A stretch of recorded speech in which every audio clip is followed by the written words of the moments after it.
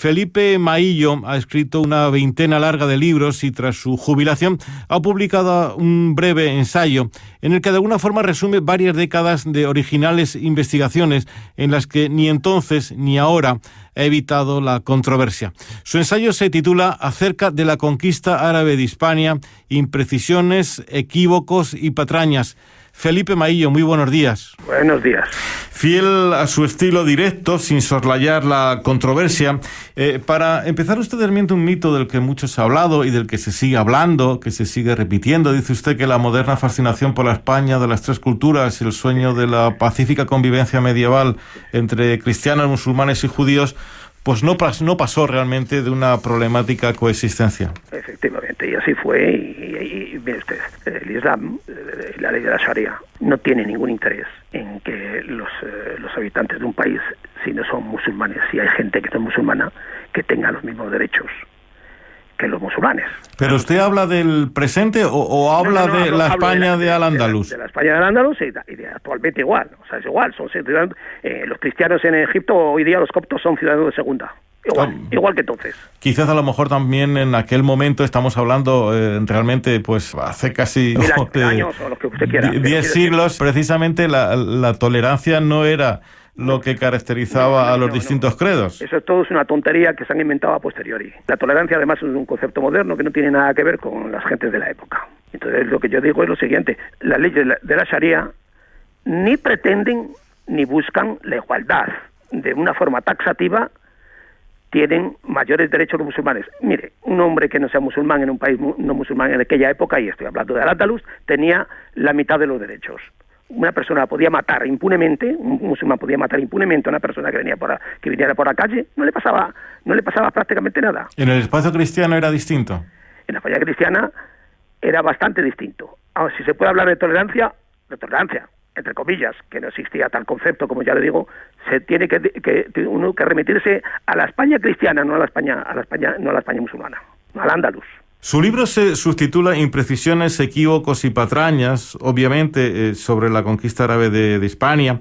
Eleva el tono cuando habla directamente de patrañas acerca de la conquista árabe de Hispania. ¿Cuál es, en su opinión, la peor patraña de todas en torno a lo que estamos hablando? Pues la peor patraña fue, por ejemplo, decir que Andalucía son todos descendientes, los andaluces, de, por ejemplo, se ha dicho hasta ahora mismo, ¿no? Son descendientes en buena medida de aquellos moros que estaban allí. No, señor. Eso es una patraña manifiesta y además que se puede probar, ¿no? Aquí hubo una expulsión generalizada en el año 1609 a 1614. Y ahí no quedó ni títere con cabeza. Ya sé que la palabra no es buena. Tolerancia. La expulsión, desde luego, no es exactamente algo parecido a lo que hoy podríamos llamar como tolerancia. Eso fue una limpieza étnica en toda regla, porque socapa de un tinte religioso en realidad se quería quitar del medio desde Fernando III el Santo y Alfonso X. Ya se empezó a hacer una liquidación, ya se empezó a poner, le ponían barcos para que se embarcasen y se marcharan a África. Otros se iban hacia el reino de Granada, pero también el rey de Granada, el primer rey de Granada, al verse desbordado por tanta gente que venía para no estabilizar su reino, también los mandaba para África. O sea, fue lo que fue. Y todas estas cosas, el egregio Dofi, que fue uno de los grandes arabistas de todos los tiempos, el más grande para mí, en el siglo XIX, este holandés, dijo que claro, que bueno, la raza española era una especie de mezcla entre lo árabe y lo europeo, etcétera, y eso es una mentira. El ADN dice lo que dice, y precisamente el ADN hay un corte en el estrecho de Gibraltar, y no es extraño porque aquí, ¿quién quedó? Muchos han hablado también de cómo se produjo la conquista de Hispania por los árabes. Aparentemente siempre se cuenta así el mismo relato de manera muy rápida. El poder visigodo parece que se hundió pronto, pero dice usted que en cualquier caso no tan rápido y desde luego en años. ¿Cómo gestionaron conquistadores y conquistados sus relaciones inevitables? Y bueno, dependía de los sitios, como ya digo, hubo de todo, ¿no? Hubo de una conquista donde hubo muchos desmanes, donde hubo muertos, etcétera, y hubo una conquista que sencillamente llegaron allí, se pusieron de acuerdo con el magnate de turno, y en aquella rebatiña dijeron, bueno, yo voy a sacarlo, me convierto al Islam y punto. Y así fue, o sea, hubo una forma muy diversa de conquista, porque a ellos tampoco les interesaba, demográficamente eran pocos. Pocos eran en todos los sitios. aquel espacio peninsular estaba habitado por pocos. Por pocos, sí. Tengan en cuenta que entonces no sabían comenzar las grandes rupturaciones del siglo X, siglo XI, en fin, había mucho bosque, etcétera. Pero a donde encontraron realmente una resistencia organizada fue en lo que es hoy de Cataluña y la Séptima, más en Cataluña. Y ahí sí hubo una resistencia armada. Entonces tenían que atender aquello, y eso hizo que tampoco se preocupase mucho de lo que pasaba en el cuadrante noroeste peninsular, que es a donde yo hago hincapié, ¿no? No está claro, y este también ha sido uno de los debates importantes en torno a todo esto, ¿qué ocurría al norte del sistema central? Para muchos historiadores había un inmenso vacío, para otros no tanto. Para unos era un inmenso vacío conquistado por los árabes, para otros, como usted, había el vacío que había, pero nunca conquistado por los árabes. Yo no digo que no entraran algunos grupos de bereberes en un primer momento, pero ya sabe que la gran rebelión bereber que se dio en el norte de África se corrió aquí a la península ibérica, y los bereberes, como habían sido peor tratados y tenían que pagar capitación allí en África, contra todo derecho, porque se habían convertido al Islam y no tenían por qué pagarla, entonces hubo una gran rebelión que se extiende aquí a este país, que había sido conquistado realmente por bereberes, sobre todo por bereberes, que luego fueron desplazados por la clase dominante, que eran árabes, que vinieron a posteriori y se radicaron en los valles, en el Valle del Guadalquivir, en el Valle del Ebro, en lo más productivo, en lo mejor, pero no quedó despoblado como se piensa, porque hay muchos estudios sobre esto ya. Pero para que los oyentes nos puedan entender, al norte del sistema central, realmente la ocupación árabe no fue realmente institucionalizada, ni tuvo nunca una administración sólida. Sí, en el norte sistema nunca. O sea, en el cuadrante noreste peninsular se puede decir que antes que venga Dermán I, fíjese lo que estoy diciendo, cuando ya los omeyas se instalan en el país, ya escapa prácticamente a ese dominio, pero de una forma total, como 10 años antes. Su relato, en parte, liquida o matiza muchísimo, desde luego, el mito de Covadonga. Poca rebelión cristiana pudo haber, a pesar del mito nacional español, si los musulmanes no estaban realmente asentados ni controlaban realmente Asturias. En su libro usted llega a decir que por muchas zonas de ese cuadrante noroccidental nunca se vio ningún musulmán. No, probablemente no. En primer momento, algunos grupos entraron por ahí, sobre todo bereberes.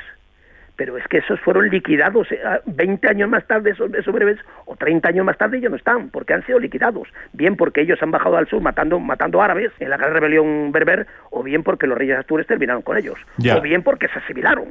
La consecuencia que usted extrae de todo esto es que ese espacio al norte del sistema central para los dirigentes de Al-Ándalus era realmente un país extranjero y una zona de guerra. Sí. ¿Cuál es la trascendencia que tiene esto para usted? No, ¿cuál trascendencia? No, la trascendencia histórica fue la siguiente, que se constituyó un Estado fuertemente militarizado, como fue el Estado astur-leonés, etcétera, y más tarde el Estado que, en fin, en Castilla, todo lo demás muy militarizado, mientras que los musulmanes era un Estado donde el servicio militar era cubierto por mercenarios y el pueblo estaba sin armas, el pueblo fue desarmado enseguida en el Islam, y tenían una economía totalmente distinta. La prueba es que cuando, por ejemplo, los cristianos llegan a conquistar la Andalucía occidental, verán que cuando llegan estos conquistadores se encuentran con una economía, una cultura, una economía basada sobre todo en la agricultura, pero una agricultura jardinada, comprende, donde el regadío era muy importante. Los conquistadores venían de una agricultura de secano, entonces no les interesaba mantener aquello, en fin, todo aquel complejo de irrigación que tenían muy bien estructurado en el sur, y lo destruyeron.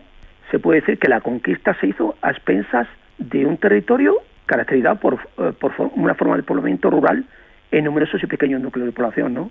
Se refiere a la conquista cristiana de Al-Ándalus, para entendernos. Sí. Creo yo que todo esto cambia el mapa de la península ibérica que se suele dibujar tras la invasión musulmana.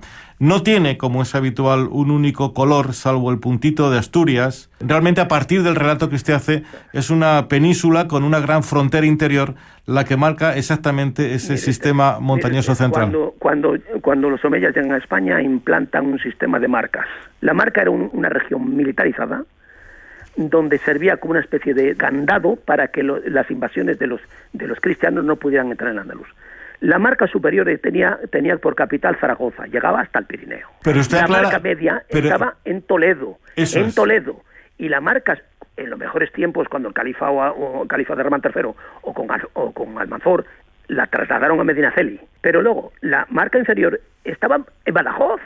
O sea, que esos eran las zonas militarizadas que de alguna manera servían de defensa a la tierra útil de Al-Ándalus, que estaba desmilitarizada. Todo esto desemboca en lo que para usted es una de las grandes patrañas de esta historia, a la que, por cierto, ya ha aludido hace unos minutos.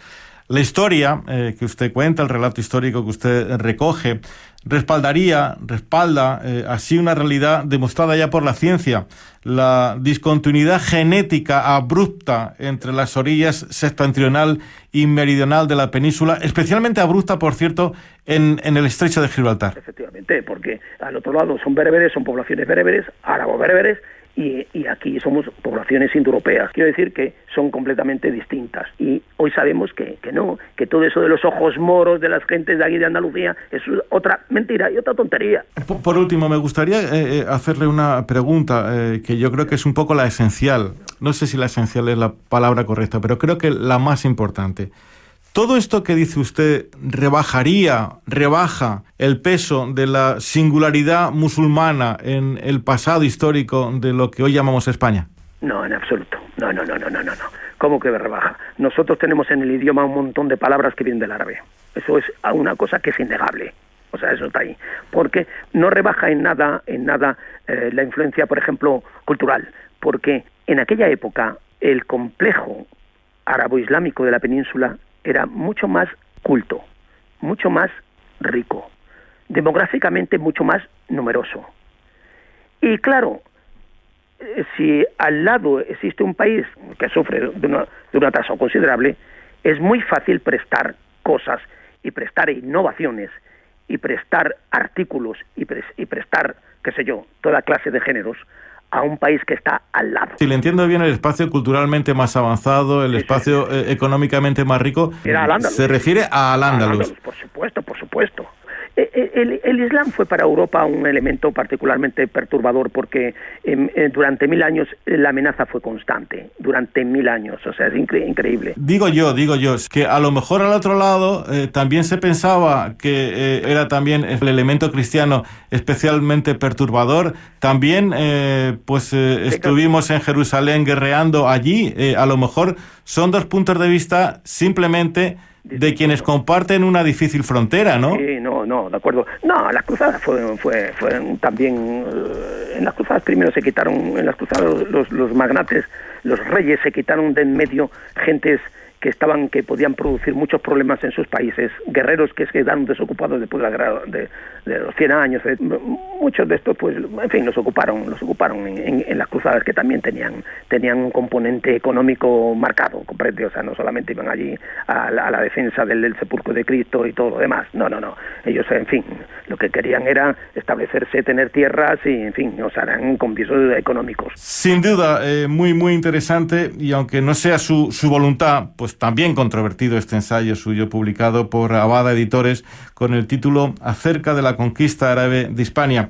Muchísimas gracias, Felipe Maello, por su atención y por su ayuda. Buenos días. Buenos días, gracias.